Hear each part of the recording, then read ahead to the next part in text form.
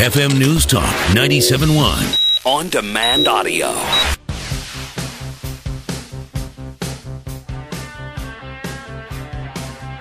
Allman in the morning.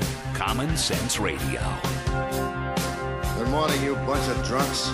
The interior of the Earth is extremely hot, several million degrees. Just wait till you hear the latest theory from Al Gore. We'll have that in just a second.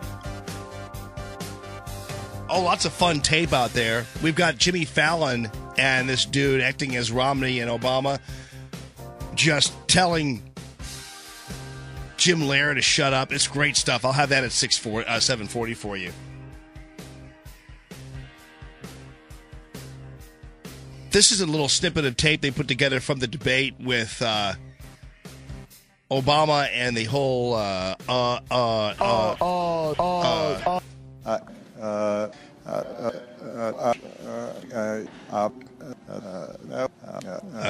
poor guy. I hope they don't do that to me. Heaven forbid you put together after 4 hours on the show here, you'd get a lot of that from me. In all due respect and defense of Obama on that one. The thing. Don't do that to me. If you do send it to me, I promise I'll air it. No, I won't. I'll throw it in the trash. Yeah. Jon Stewart. A lot of these guys are now piling on Obama and his performance. And Jon Stewart is one of them. Check it out. Listen, I'm sure President Obama now realizes, preseason's over. It's time to... I should probably familiarize myself with my presidency. Yeah. People are all laughing about this on ABC. Ed Rendell, who is just one of the most sycophantic supporters of Barack Obama on TV and radio and everything else. This is what Ed said. He looked annoyed to be there. He kept looking down at his notes. He didn't even look at the camera. He failed debate 101, what we tell fledgling candidates. Always look at the camera. Yeah, well, you can't look at people when you're lying. That's the problem. It's kind of something we learn in Life 101, that when people can't look at you, they're not telling you the truth. President Obama, and this might just be my interpretation of it, and so I'm leaving open the possibility that I'm wrong about this, obviously. Obama is on the stump yesterday, and to me, he sounded like he got kind of testy with his supporters. Check this out. The real Mitt Romney said, we don't need any more teachers in our classrooms. But don't boo, vote. They're all laughing like, please don't pull a gun on us. No, but and the reason why I say this is if you look at the video, you see this kind of flash come over his face. I don't know whether you've seen people do that where they've gone from one kind of relaxed facial thing and then suddenly they get kind of PO'd and there's this face thing comes across. Never seen that with me. Can you do that little noise again? That was good. Yeah, and you kind of I can give you one even better. I'll say they suddenly let's do this where the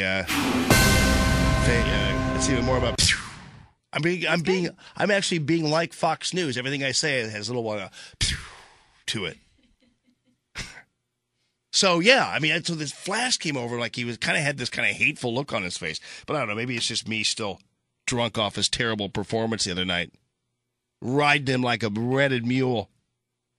So what does the Obama campaign, what do the Democrats do in response?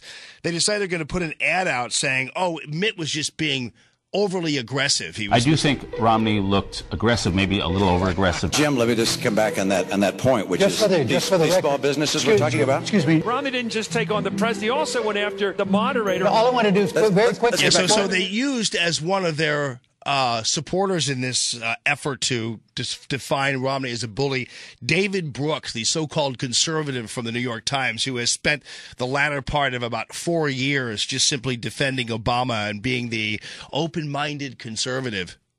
But again, isn't this so typical of the liberal mindset where everybody's a victim? There's never really anybody responsible for their own actions. It's just somebody else doing something to somebody. You know, the rich. The reason why people aren't making enough money in this country and aren't prospering in this country as middle-class Americans is because the rich is kind of putting them down. It's unfair. It's that same kind of vibe, you know? Gore came up with his own explanation for the Wednesday performance. I'm going to say something controversial here. Obama arrived in Denver at 2 p.m. today, just a few hours before the debate started. Romney did his debate prep in Denver. Mm-hmm. When you go to 5,000 feet, exactly, and you only have a few hours to adjust. That's interesting. I don't know, maybe kind training of at altitude. Rather than go into them in detail, I just kind of did some brush strokes. Yeah, there's another brush stroking from Al Gore. I thought it was interesting he just called him Obama, too. I mean, it's one thing for me or you to say Obama, but isn't Gore, wouldn't you think that he would call him like President Obama or something? Mm-hmm. So anyway, he was on that Ugar Chavez show. The guy who used to be on MSNBC, and then they gave the show to Al Sharpton. But Ugar was, and now he has this internet show, and so there's Al Gore on Ugar's internet show. Obama's main media prostitute, Andrea Mitchell, confronted John Sununu about his whole lazy comment. Check this out. Governor, I want to give you a chance to maybe take it back. Did you really mean to call Barack Obama, the President of the United States, lazy?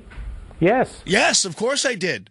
Now, Andrea, I'm just asking you, are you going to ask Obama to take it back? Because here's Obama with Barbara Walters. What's the trait you most deplore in yourself and the trait you most deplore in others? Laziness. So Obama himself called himself lazy. Sununu does it, and I think Andrea Mitchell was trying to insinuate somehow that Sununu was being racial when she called him lazy. But he actually not only didn't apologize, Sununu called him lazy again. It was like amazing. Well, Obama says he's lazy, so what the heck?